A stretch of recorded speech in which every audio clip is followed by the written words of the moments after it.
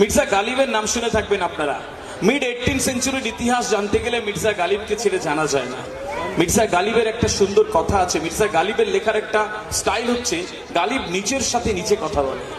গালিব একটা লিখতে লিখতে একটা সময় লিখছে যে ওহে গালিব জীবনে কি এমন করলে, ওহে গালিব জীবনে কি এমন করলে, পৃথিবীতে নগ্ন হয়ে এসেছিলে আর একটি কাফনের কাপড় পরবার জন্য এত কি করলে, একটা কাপনের কাপড় পরবার জন্য এত কি করলে। এত বড় একটা মানুষ, লেখক, সাহিত্যিক, ইতিহাসবিদ, অথচ তার আক্ষেপ হচ্ছে যে কি করলে।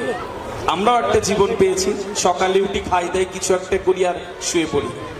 আর একটা কথা সুন্দর গালিব তার দাস্তানবুতে লিখছেন যে গালিব নিজে একই ভুল বারবার করেছে, গালিব নিজে একই ভুল বারবার করেছে, মুখে পড়েছে ধুলো আর পরিষ্কার করেছে আয়না। আমরা বেশিরভাগ মানুষ করি, মুখে ধুলো পড়ে আর আয়না পরিষ্কার করতে চাই, অবস্থার বদল হয় না। সম্মানিত উপস্থিতি, আপনাকে যদি ঈশ্বর সৃষ্টি করে থাকেন আর দুটো হাত দুটো পা সুস্থ একটা ব্রেন যদি আপনাকে দেয়, তাহলে এই পৃথিবীর যা কিছু আপনি করতে পারেন, এই সব কিছু আপনার দ্বারা সম্ভব। অথচ আমরা কোথাও গিয়ে আমরা বলি আমাদের ভাগ্যে কিছু নেই, আমার কপাল খারাপ, আমার ভাগ্যে কিছু লেখা নেই।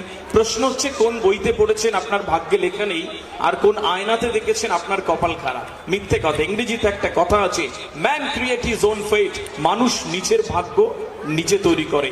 এখানে বসে প্রতিদিন আপনি আপনার ভাগ্য তৈরি করছেন, এখানে বসে আপনি আপনার ভাগ্য তৈরি করার জন্য এসেছেন এখানে, ওইটা আপনাকে কাজে লাগাবেন কিনা দ্যাট ইজ